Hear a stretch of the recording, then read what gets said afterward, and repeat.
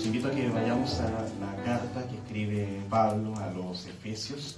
Vamos a estar en el capítulo 2. Antes de eso decir que el capítulo 1 acá nos presenta a Dios. ¿Cómo es Dios?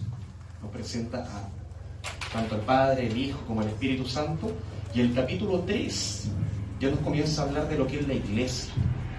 Ahora, el capítulo 2 nos muestra precisamente, y suena muy lógico, lo que pasó entre medio del capítulo 1, Dios, y el capítulo 3, ya vemos a la iglesia. Y cómo pasa el hombre de estar en una posición enemistada con Dios, a ser parte ahora de la familia de Dios, de forma tal que se llama ahora hijo de Dios, aquel que cree en Jesucristo. Y eso que ocurre en medio se le llama salvación. Ahora, suena muy duro quizás decir enemistado con Dios. Yo no era quizás un blasfemo, yo no era una persona que maldecía a Dios todas las noches antes de dormir, me podría decir uno. Bueno, si eso resulta quizás conflictivo para una persona escucharlo, acá la Biblia se va a volver un poco más todavía, más radical que eso. Así que si han podido ya escuchar las 3 predicaciones anteriores, sabrán que el pecado no es algo menor. Según Colosenses capítulo 3, el pecado es algo que tenemos que hacer morir. Es así de radical. El Salmo 51 nos dice el impacto que esto tiene en toda nuestra vida y cómo eso nos tiene que humillar de una forma que oremos, de una forma ferviente, que digamos, límpiame, Señor, sálvame, lávame, Señor. Y Jeremías 17 nos mostraba precisamente cómo eso afecta a lo más profundo de nuestro ser, el corazón. Y si nuestro corazón no fuera engañoso, todo sería mucho más fácil.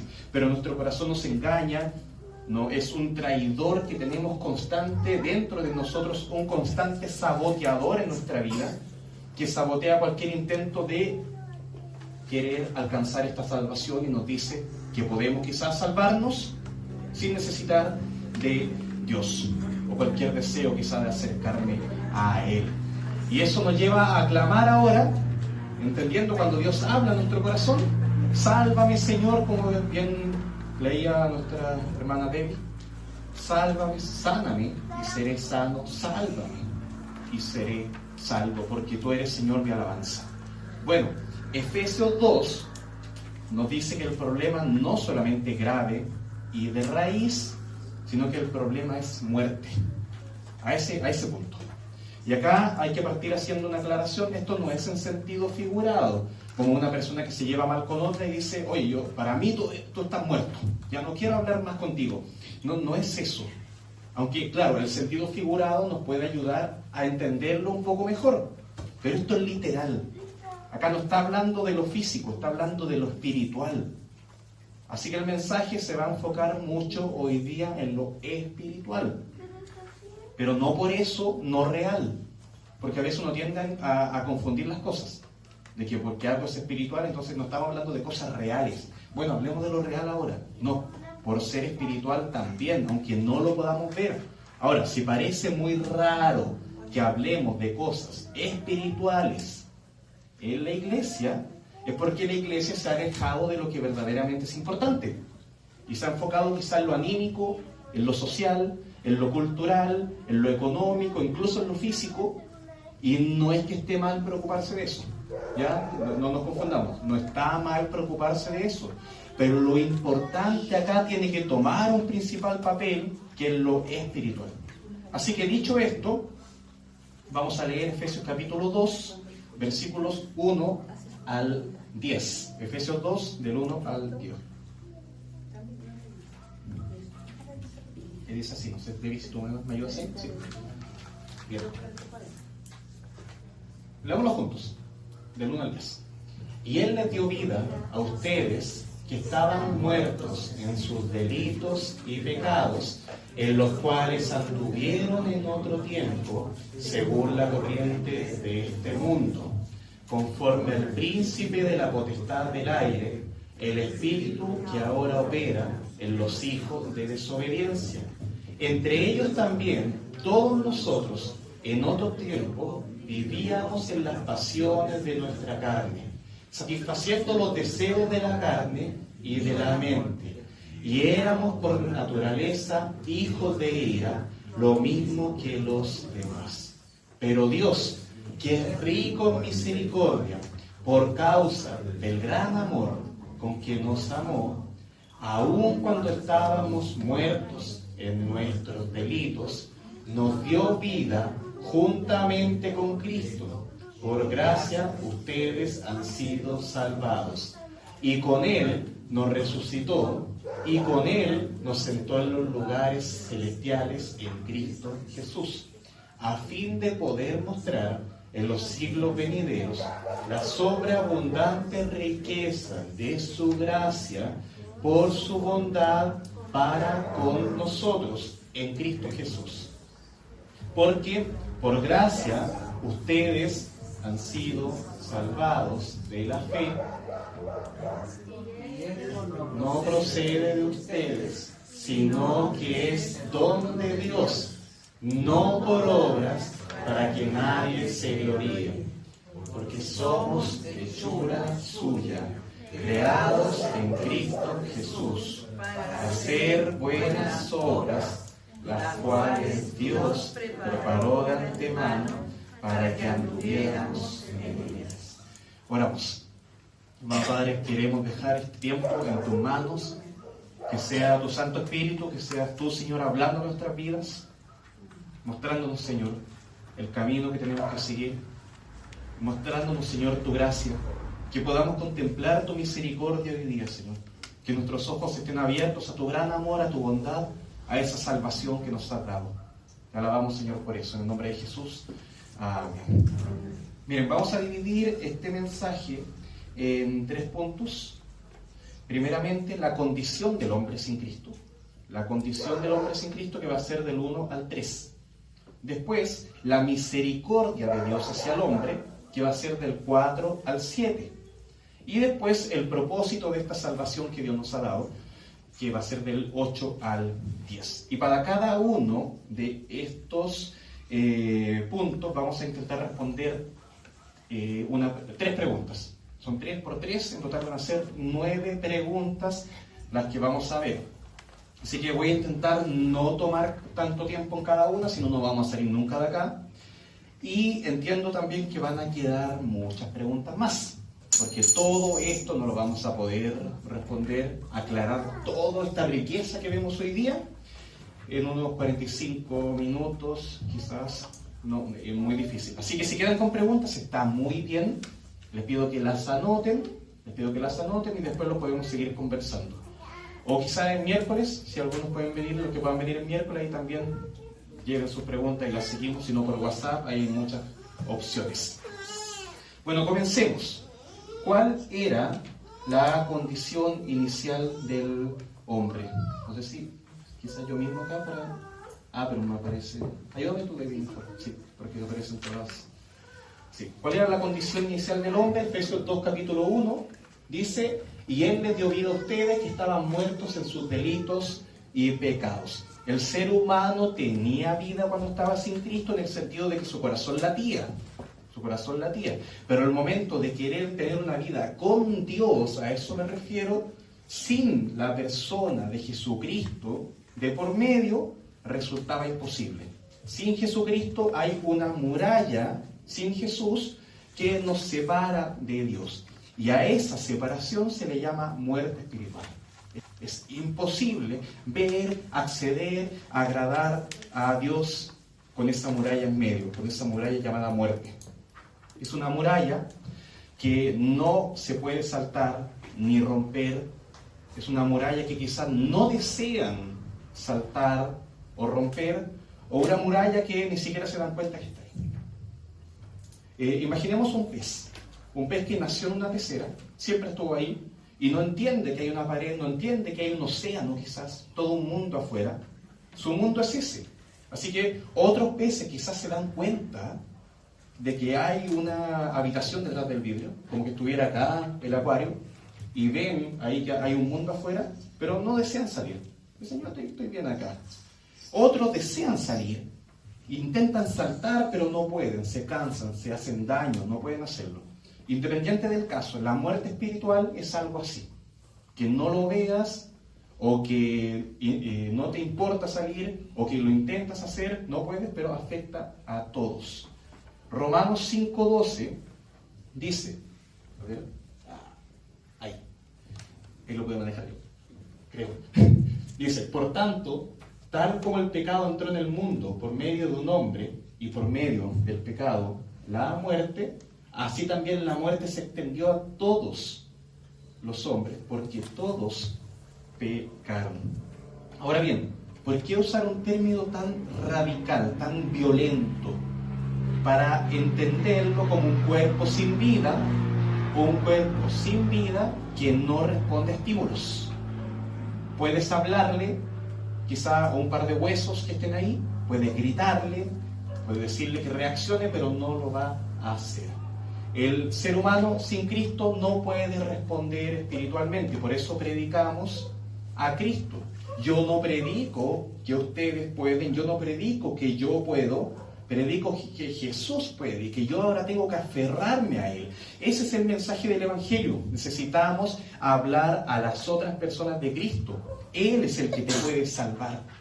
Entonces, primera pregunta, ¿cuál es la condición inicial del hombre? Muerto espiritualmente, separación total de Dios. Nuevamente, si quedan preguntas o cosas sin entender, ahí anoten por favor. Segunda pregunta, ¿qué hacía o qué hace, claro, el hombre sin Cristo? Dice el texto ahí en Efesios 2:2, en los cuales anduvieron. Acá la respuesta rápida es que espiritualmente el hombre que está muerto no hace nada. ¿Por qué? Porque está muerto, fin. Pero no es tan así, porque había un arrastre en los cuales anduvieron, dice, a pesar de que estaban muertos, y eso suena sumamente paradójico. Muertos pero andando, es como zombies. Ahora, acá voy a intentar explicar algo que es difícil, pero es la idea de describir un estilo de vida de una persona que no tiene a Jesús.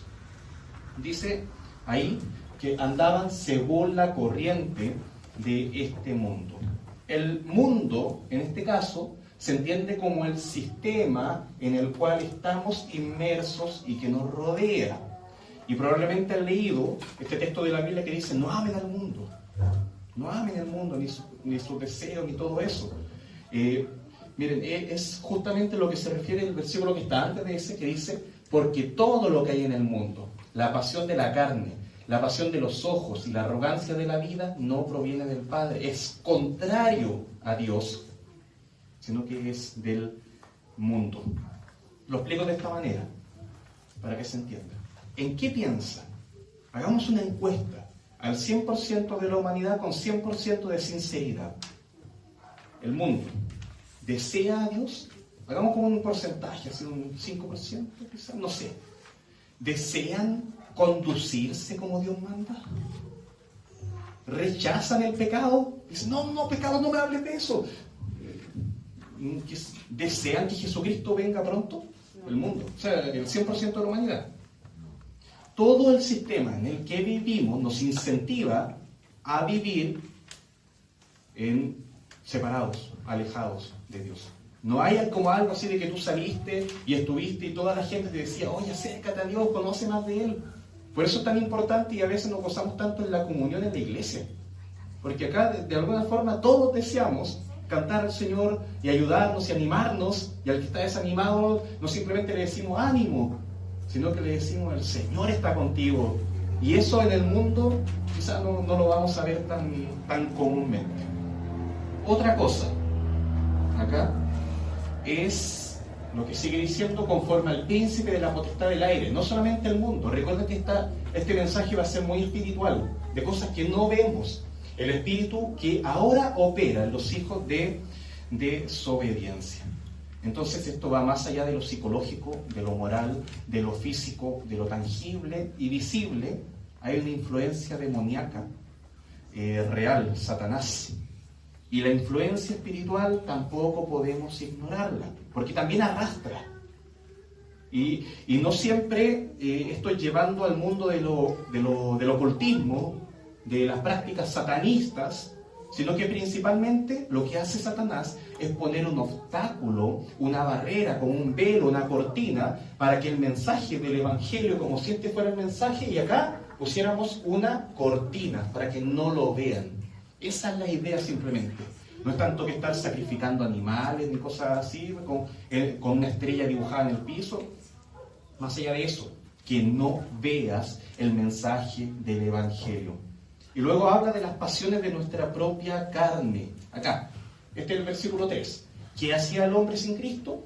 Entre ellos también todos nosotros en otro tiempo vivíamos en las pasiones de nuestra carne, satisfaciendo los deseos de la carne y de la mente. Bueno, imagina que en el mundo estuvieras tú solo. Solamente tú, sin ninguna influencia de otra persona, ninguna influencia de Satanás, ni ningún demonio, nada. Satanás está encadenado, encarcelado por 1000 años, entonces no puede hacerte nada. Aún así, habría una inclinación a pecar contra Dios, como si existiera una fuerza dentro de nosotros, como cuando tú ves los dos imanes, que esto es como que a veces juegan los niños con imanes y hacen cositas, y tú los quieres juntar y se unen súper bien, pero los das vuelta, los pones así, y empieza como a ser así, como que no se pueden unir. Entonces el corazón humano hace como ese efecto de que está Dios ahí y mi corazón lo esquiva, no puede, se repele. Entonces deseos físicos, mis deseos, mis codicias, mis ambiciones, son cosas que pueden producir quizá una satisfacción en mí, una sensación de que estoy avanzando, de que estoy desarrollándome en mi vida. Quizá a nivel social estoy creciendo, quizá a nivel económico estoy creciendo, quizá incluso a nivel moral, tengo una vida más ordenada, bien, maravilloso, pero no a nivel de acercarme más a Dios. Entonces aún así mi corazón tiene ese problema. Ahora, la tercera pregunta es: ¿cómo responde Dios a la condición del hombre? ¿Qué hace Dios acá? Dice, y éramos por naturaleza hijos de ira, lo mismo que los demás. Doy gracias a Dios porque eso lo dice en tiempo pasado. Entonces sería un poco duro que el tiempo fuera, la predicación fuera, ustedes son hijos de ira. Nosotros hemos visto las semanas pasadas cómo el tema del pecado no es algo solamente de conducta, es algo profundo, es algo de nuestra naturaleza que nace afectada por el pecado. Esto lo veíamos hace 2 domingos, mira. Yo nací en iniquidad y en pecado me concibió mi madre, que apuntaba al tema de naturalmente. Sin yo quizá haber hecho nada, venía a mí este defecto y necesito nacer de nuevo. Cuando yo prediqué eso, le hacía el ejemplo con Nicodemo. Cuando Jesús le dice a Nicodemo, oye, tú necesitas nacer de nuevo, no simplemente hacer un cambio en alguna decisión importante en tu vida, es todo nuevo. Ahora, hijos de ira, hay ira de Dios por naturaleza y también, no solamente por naturaleza nacemos pecadores, sino que por naturaleza la ira de Dios cae sobre nosotros, pero por supuesto Dios nos ama. De lo contrario ya nos hubiera destruido Dios. Es como si a tu casa quizás se metiera un ratón. Y entonces uno diría, oye, mire un ratoncito, dejemos ahí que se vaya solo. Entonces, y empieza. O quizás no todos somos así, pero quizás uno va a desear que se vaya. O incluso va a querer matarlo, no sé, echarle algo, lo que sea. O por último, uno se va a ir de la casa, pero no lo va a tolerar. O un incendio. Uno dice, oye, se está iniciando un incendio ahí, mira cómo se quema este parlante. Interesante. No, uno va a intentar sacarlo de ahí. Entonces Dios dice, el hombre es pecador, Guido es pecador, y a Dios no le agrada eso. Entonces, ¿qué hace Dios? Tiene paciencia. Tiene misericordia. Es como que lo puede controlar. Dios nos ama, a pesar de estar bajo su ira, también estamos bajo su misericordia, también estamos bajo su paciencia, bajo su bondad. Así que en este punto podríamos llegar a una cuarta pregunta. Esa es la pregunta, ¿cómo responde Dios a la condición del hombre sin Cristo? Pero acá viene un giro. acá viene una palabra que es asombrosa en la Biblia. Una de las palabras favoritas para muchos en la Biblia. La palabra pero. Pero Dios. Porque de los versículos 1 al 3 se habla de muerte, todo lo que vimos en abril. Que algunos lo podrían llamar el mes del pecado. Ya no me gusta cómo suena eso, pero predicaciones hablando del pecado, la esclavitud al pecado, la ira de Dios. Acá veíamos también Satanás influyendo, la carne, los deseos de la carne, la condición miserable del hombre, pero Dios, que es rico en misericordia, por causa del gran amor con que nos amó. Esa palabra, pero Dios, ¿cómo es Dios frente al hombre? Antes de explicar acá cualquier palabra importante como misericordia, gracia, amor, bondad, primero, ¿por qué es importante entender cómo es Dios? ¿Por qué no pasar de inmediato a lo que Dios hace? Que Dios envió a su Hijo a morir en la cruz por los pecadores y Jesús fue crucificado. Bien, ¿por qué primero nos detenemos en que Dios es rico en misericordia? Si te dieran a elegir entre 3 personas, para que una de esas 3 te salve de un incendio, y tú pudieras usar ese comodín, de que en caso de incendio, aparece esa persona ahí y te va a ayudar. Y hay una persona vestida como un doctor. Hay otra persona vestida como un oficinista. Y hay otra persona vestida como un bombero. Entonces uno, viendo a la persona, ¿cómo es? ¿A quién escogerías? Probablemente uno escogería, si dice para caso de incendio, úsese un bombero. Yo escogería quizá ese, aunque ninguno esté haciendo nada, ninguno se esté moviendo, están todos así, pero solamente por saber quizás algo de cómo es esa persona, y ya el solo hecho de tener ese traje me indica algo, yo puedo pensar que ese puede salvarme más que los demás. ¿O quién escogerías tú en caso de comodín que apareciera mágicamente? En caso de un infarto. Quizá uno escogería al que está como doctor. No tengo mucha información ahí. Entonces acá la pregunta es, ¿cómo podemos describir a Dios? ¿Cómo es Dios?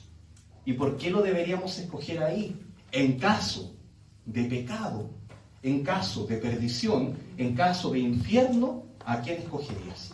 Y acá nos dice que Dios es rico en misericordia. El hombre por naturaleza quizás juzga y le tienen que estar diciendo, oye, por favor, no juzgues tanto, no seas tan cruel en tu juicio. Acá Dios nos dice, la Biblia nos dice que Dios es rico.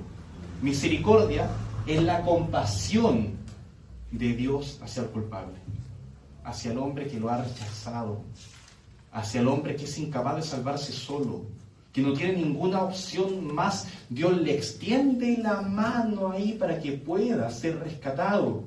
Eso es lo que hace Dios y es demasiada. Por eso dice rico en misericordia. Y luego viene también el gran amor de Dios con que nos amó. Dios desea amor. A veces nos cuesta definir esa palabra, pero yo lo intento definir de la forma más simple. Que Dios desea nuestro bien. Que Dios desea que nos reconciliemos con Él. Que Dios busca que seamos perdonados. Que Dios no desea que nos perdamos. Que Dios quiere salvarte. Y por eso Dios envía, por su gran amor, a su único Hijo para salvar a todo aquel que en Él cree y que no se pierda, sino que tenga vida eterna. Ese es el amor de Dios. Dios quiere eso. Dios desea nuestro bien. Y en ese sentido, si frente a un incendio escogeríamos al bombero, frente a mi perdición, acá el llamado es a escoger a este Dios misericordioso y de amor. Y entonces ahora, entendiendo cómo es Dios, a pesar de todo, ese pero Dios, veamos lo siguiente. ¿Qué hace? Porque ya vimos cómo es.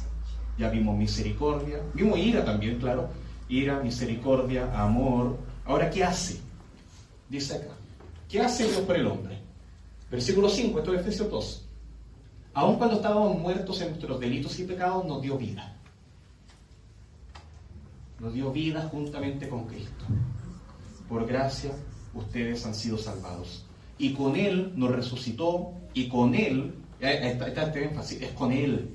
Y con Él nos sentó en los lugares celestiales en Cristo Jesús. Dios nos dio vida. Y acá la imagen de un desfibrilador se queda corta. no es tanto porque dice que te resucita, que puede resucitar a una persona. Pero luego esa persona continúa viviendo de la misma forma. Acá la idea de que esa muralla, ¿te acuerdas de la muralla que les dije que te separaba? Estabas tú, estaba Dios y había una muralla ahí que separaba. Esa muralla derribada.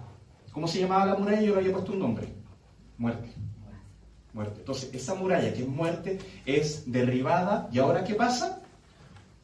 Puedes acceder al otro lugar. Puedes acceder a Dios. El hombre que no podía ser perdonado, ahora puede ser perdonado. El hombre que no era bienvenido ante Dios, ahora es hijo de Dios, puede acceder a Él. La persona condenada ahora es completamente liberada, salvada de ese castigo. Y Jesús mismo decía en Juan capítulo 11, versículo 25. Miren, si me ayudan leyéndolo todos. Espérame, acá está. Ahí sí. Miren, leámoslo todos. Juan 11, 25. Jesús le contestó: yo soy la resurrección y la vida. El que cree en mí, aunque muera, vivirá. Y todo el que vive y cree en mí, no morirá jamás. ¿Crees esto? Amén. Amén. Bueno, si pones tu fe en Cristo, si primero entiendes que estás muerto espiritualmente, quizás ya esto es pasado, porque el texto lo predica pasado. Ustedes en otro tiempo, ya bien. Entonces, si han creído en esto, esa muralla que te separa de Dios ha sido derribada.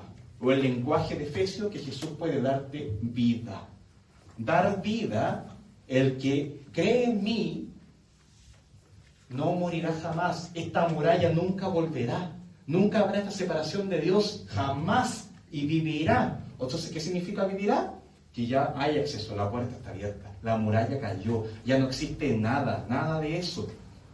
Y eso es lo que hace Jesucristo. Podemos hablar de los sufrimientos de Cristo, latigazos, la corona de espinas, el camino a la cruz, su crucifixión, su resurrección, su muerte, por supuesto, ahí entre medio. Pero todo eso se resume en que la separación de Dios es eliminada, salvación. La muerte espiritual es eliminada. Y el hombre entonces recibe acceso a Dios. Recibe entonces, ¿cómo podríamos llamar? Si la muralla es muerte, el acceso a Dios entonces es vida. Eso es lo que Dios nos está dando. Entonces ahora la pregunta es, tú, querido, querida, que me estás escuchando, ¿tienes vida espiritual o sigues muerto en tus delitos y pecados? Entonces, no hay como un término medio acá, lamentablemente. Y uno tiene que hacer esa examinación. Si la respuesta tuya es, amén, yo tengo vida, gloria a Dios. Si la respuesta es tuya es, no tengo esta vida, bueno, ve a Dios. Ahora, ve a Dios y démosle gloria juntos ahora cuando cantemos. Bueno, pero falta todavía para eso. Si has sido perdonado de tus pecados, ¿estás viviendo como una persona que ha sido limpiada? ¿Cómo es tu nueva vida? ¿De qué se diferencia del mundo? Acuérdate que la hablé del mundo, este sistema que no te acerca a Dios. ¿Tú eres una persona que acerca a Dios a los demás? Y no me refiero tanto a ir saliendo, entregando tratado a todo el mundo, quizás con tu propia forma de ser, o en algún momento surge la oportunidad de orar por la persona, de recordarle un texto bíblico, de simplemente decirle, oye, acuérdate que Dios tiene el control. Bueno, ahí da mucho para pensar, pero creo que son buenas preguntas que tenemos que hacernos. Ahora llegamos a esto que me vuela la cabeza, que es el versículo 7. Esta pregunta no sé, voy a intentar hacer algo, ¿ya? Pero ¿por qué Dios hace esto? Acá dice el versículo 7, a fin de poder mostrar en los siglos venideros la sobreabundante riqueza de su gracia por su bondad para con nosotros en Cristo. Nuevamente, este versículo yo lo hallo sumamente difícil porque apunta a cosas que yo no estoy preparado hoy día para explicar bien. Sinceramente, se me escapa de las manos un poco este versículo. Es sumamente serio. Pero mire, intentándolo hoy día, ¿qué es lo que Dios quiere hacer?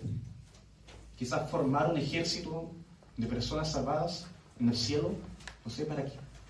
¿Para qué? ¿Ya tienen los ángeles? ¿Para qué? ¿Qué quiere? Dios quiere quizá un montón de trabajadores que construyan su reino, así como los egipcios tenían gente que construía las pirámides. Dios quiere que construyamos su... ¿Qué quiere? Tener gente que lo elogie siempre. Dios, tú eres grandioso, y necesita esa aprobación de nosotros. Dios no necesita nada. ¿Qué somos nosotros para decir yo te puedo dar esto que te falta? Dios, me di cuenta de que te falta eso, ahora yo te puedo ayudar. Acá el propósito simplemente, lo que dice el texto es que Dios quiere mostrar su gracia. Si yo me voy a solamente lo que dice la Biblia, Dios quiere mostrar por siempre que Él es un Dios de gracia. Eso es lo que quiere hacer. Por eso le digo que es como tan difícil a veces de explicar, porque alguien diría, pero eso es. Ahora, eso tan simple, ahora yo podría decir, eso tan complejo, porque como estamos hablando de algo sobreabundante riqueza. O sea, que no lo podemos dimensionar, que conozcamos a Dios, que vayamos a Él, que puedas tú saber cómo es Dios. Y uno dice, quizá yo conozco esa obra de arte, que tiene estas dimensiones, así, de este tamaño, ya, y la terminé de ver un día y quedé satisfecho. Pregunta, ¿Dios es infinito? Bueno, la Biblia lo enseña así. ¿Cuándo vamos a terminar de dimensionar esa obra de arte que es Dios? No sabría responder eso. Miren, algo parecido dice Romanos 9, 22 al 23, como ¿qué quiere Dios? ¿Y qué si Dios aunque dispuesto a demostrar su ira? ¿Recuerdan que había hablado de la ira de Dios? Éramos por naturaleza hijos de ira. Y hacer notorio su poder, sí, Dios es poderoso, soportó con mucha paciencia, sí, pero Dios también es paciente, a los vasos de ira preparados para destrucción. Y lo hizo, y esto también es como wow, y lo hizo para dar a conocer la riqueza de su gloria sobre los vasos de misericordia que de antemano Él preparó para gloria. Y llegamos al final, acá, las últimas 3 preguntas. Y llegamos al versículo 8 de Efesios. ¿El hombre puede salvarse a sí mismo? Dice el versículo 8, Efesios 2. Porque por gracia ustedes han sido salvados por medio de la fe, y esto no procede de ustedes, sino que es don de Dios. Cuando a mí me preguntan si yo soy bautista, pentecostal, presbiteriano, y yo intento explicar lo que es ser unión de centros bíblicos, entonces uno se complica con esa pregunta porque es como, ¿cómo lo explico para que lo entienda? Y yo siempre parto con que creo en la salvación por gracia. Con eso parto. Creo que la salvación no me la gano yo. Eso es lo primero que quiero explicarle a la persona. Luego ya podemos ir viendo otros detalles, pero partamos por ahí. La mayoría de las veces comienzo en que es un regalo que yo no merezco, que no tengo ningún mérito que explique esta salvación que Dios me ha dado. De que si yo muero el día de mañana, voy a estar para siempre con Él. ¿Y qué hice yo para ganarme eso? No tengo ningún mérito, en mí nada. Miren, les quiero contar un ejemplo. A Mónica, mi esposa, le avisaron del colegio de los niños que le van a hacer un regalo para el Día de la Madre. Y entonces, ¿qué le dijeron a ella? Que tiene que traer luquita, 1,000 pesos, el lunes. Ya con eso el regalo deja de ser inmerecido, deja de ser gratis, porque ya pagó por el regalo. Porque si ella no enviara los 1,000 pesos, el colegio entendería que ella no quiere el regalo. Entonces, tiene que pagar por eso. Pero de todas formas, por más que haya regalo, incluso que sea gratis, no sería por gracia. ¿Por qué? Porque hay un mérito también en eso. El mérito es que el regalo es por el Día de la Madre. Y que su mérito es ser mamá. Entonces ella podría quizá decir, recibí este regalo por ser mamá, no como las otras mamás, o sea, no como las otras mujeres que no son mamás. Tengo ese mérito. O no como las otras mujeres que no tienen 1,000 pesos. Yo tengo ese mérito. Hay obras ahí, dar 1,000 pesos, hay mérito que es ser madre. Pero Efesios 2 dice, la salvación es motivada por la gracia, no hay ninguna obra, no hay ningún mérito acá. No es que yo me gané la salvación por ser muy sabio y entendí cosas que tú no entendías. No es que yo me gané la salvación por ser muy obediente y obedecí donde tú no obedeciste. No es que me gané la salvación porque fui padre, que ella fue madre, que tengo más dinero y ofrendé más que tú. No, no es eso. La única motivación de Dios es su propia gracia. El versículo 7, mostrar su gracia. Ahora, la pregunta número 8, acá, ¿el hombre puede salvarse a sí mismo? La pregunta 7, no. Es una gracia de Dios. Y ahora, ¿qué aporta el hombre entonces a su propia salvación? No es por obras para que nadie se gloríe. Y eso nos libera. En verdad eso nos libera. Nos libera porque si no eres sabio y te dijeran que la salvación es por sabiduría, por inteligencia, y yo no tengo inteligencia porque no sé, no me dio, estoy perdido. Si la salvación fuera por obediencia y yo tengo un pasado horrible y sumando y restando nunca voy a dar, entonces estoy perdido. Entonces, bueno, en junio, de hecho, ahora estamos en mayo, pero en junio vamos a hablar bastante sobre lo que es la obediencia. Ahora en mayo nos vamos a centrar en lo que es la salvación. Hago ese pequeño paréntesis acá. Pero el tema a lo que voy es que esto nos libera porque nos exime de cualquier requisito que nosotros no podemos cumplir. Que la salvación quizás se logra por cumplir todos los mandamientos de Éxodo. Ahí en Éxodo 20, cumplirlos todos. No, no es así. Es cree en el Señor Jesucristo y serás salvo. No es religión, de que para ser salvo tienes que ser evangélico o si no estás perdido. No, no es que tiene que ser tu vida moral, de que si eres un inmoral y tus pensamientos son cochinos, entonces no, tampoco es eso. Dios transforma, pero para llegar a esa salvación yo no aporto nada, ni siquiera mi moral. Tú puedes salvar al peor criminal de la historia y después de eso transformarlo, que es lo que vamos a ver después en el versículo 10. Ahora, no estoy diciendo que todas estas cosas son malas. Ir a la iglesia, ofrendar, ser una buena madre, ser obediente, es bueno. Pero en cuanto a la salvación, no contribuyen nada. No contribuyen nada.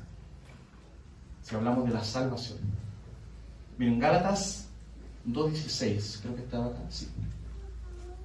Sin embargo, sabiendo que el hombre no es justificado, hay bastantes palabras en la Biblia que quizás pueden ser un poquito complicadas: expiación, redención, propiciación. Bueno, acá aparece una, justificado.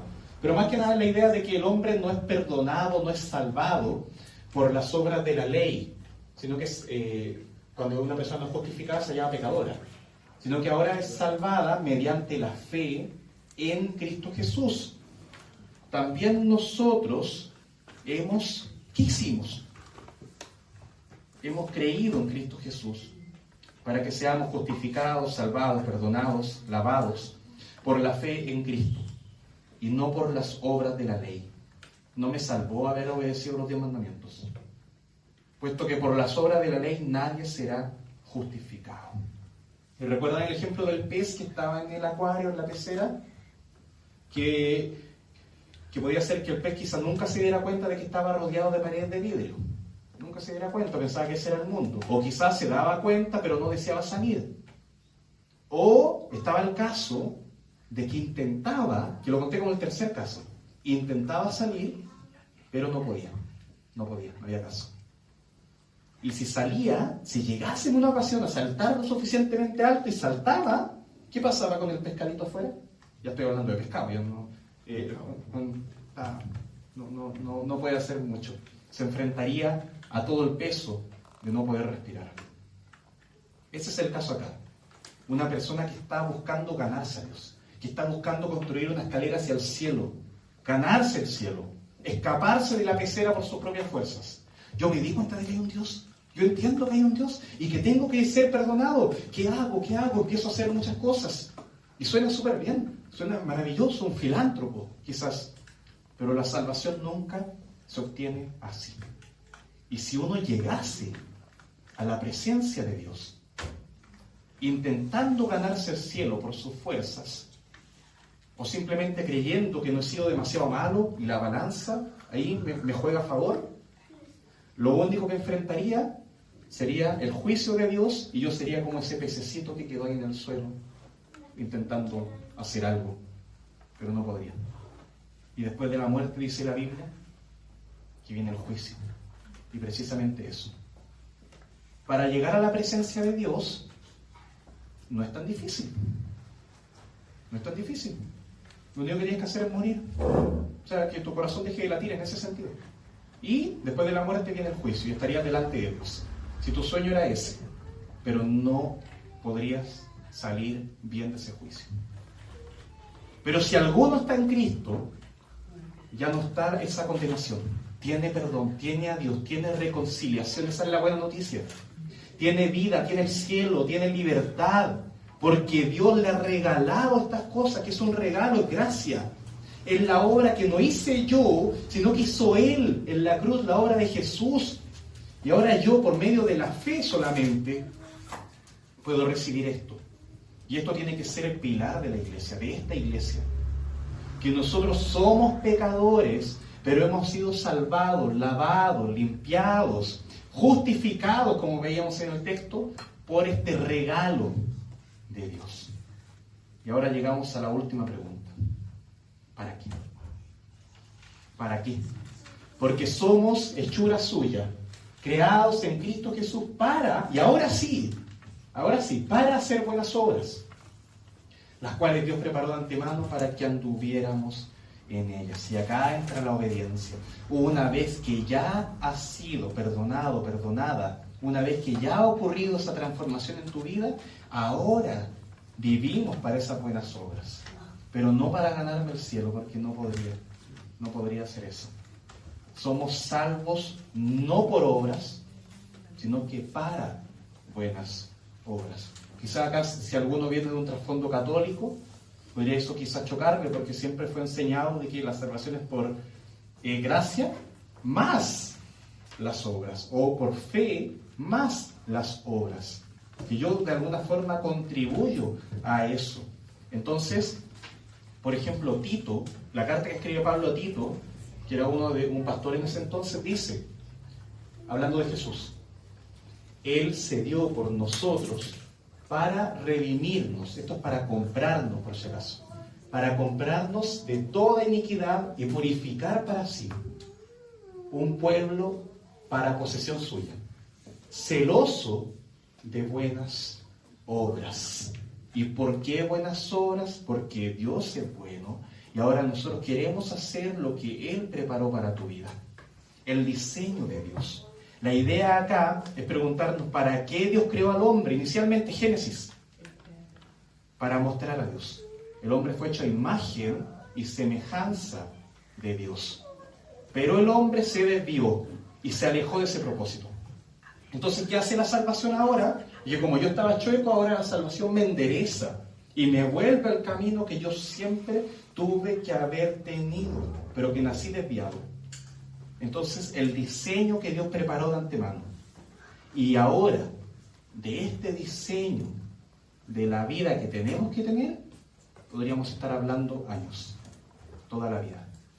Pero lo primero es esta salvación, en Cristo, no por mis obras, donde yo paso de muerte, barrera que me separa de Dios, muralla, a vida, de esclavitud al pecado, la corriente de este mundo, mis propios deseos, mi carne, Satanás, a ser liberado y que ahora puedo andar según el diseño de Dios para nuestra vida, reconociendo mi condición, reconociendo quién soy, lo malo que soy, lo malo que fui, no minimizando las cosas, no diciendo simplemente que me equivoqué, no, diciendo yo pequé contra ti y contra el cielo, podría decir, como decía el hijo pródigo. Ahí. Entonces no es la idea de excusarse, no es la idea de confiar en uno mismo, sino confiar en que Dios es el que puede cambiar nuestro corazón. Y Él es la única fuente de vida. Él es la única fuente de vida. Él es el único en el que podemos confiar. Y nosotros, acá, Iglesia Bíblica, Sendero de Gracia, lo que vamos a intentar mostrar siempre, y para eso somos llamados, para mostrar a este Jesucristo suficiente Salvador, el único que puede hacer esta tarea. Yo no puedo salvarte a ti. Tú no puedes salvarte a ti. Yo como pastor voy a advertirte siempre, tú no puedes salvarte a ti mismo, ni salvar al otro. Dios solamente puede hacerlo. ¿Podemos orar por la salvación de otras personas? Bien, amén. oramos por ellos. Tengo un familiar, tengo un amigo, un vecino, bien, oremos por él. Pero Jesús ya hizo la obra y ahora lo que hace es que puede seguir transformando corazones, personas que quizás ahora no creen, quizás son muy chiquititos, pero Dios los puede salvar. Dios puede obrar en cada uno de ellos. Y quizás hay algunos que son muy chiquititos acá, aún así pueden estar escuchando y Dios puede transformar sus corazones. Así que damos gloria a Dios por eso. Todos somos llamados. La salvación no es por edad, no es por ningún mérito, es solamente por el regalo de Dios que ha dado a nosotros. Así que vamos a dar gracias al Señor buscando valorar todo esto. Vimos varias preguntas hoy día, entonces acá lo que tenemos que hacer es ir recordando esto, buscar reflexionar y ahora llevar todo esto a que ese sea nuestro motor de vida, que ese sea nuestro deseo, hacer lo que a Dios le agrada, hacer lo que Dios diseñó para nuestra vida. Oremos.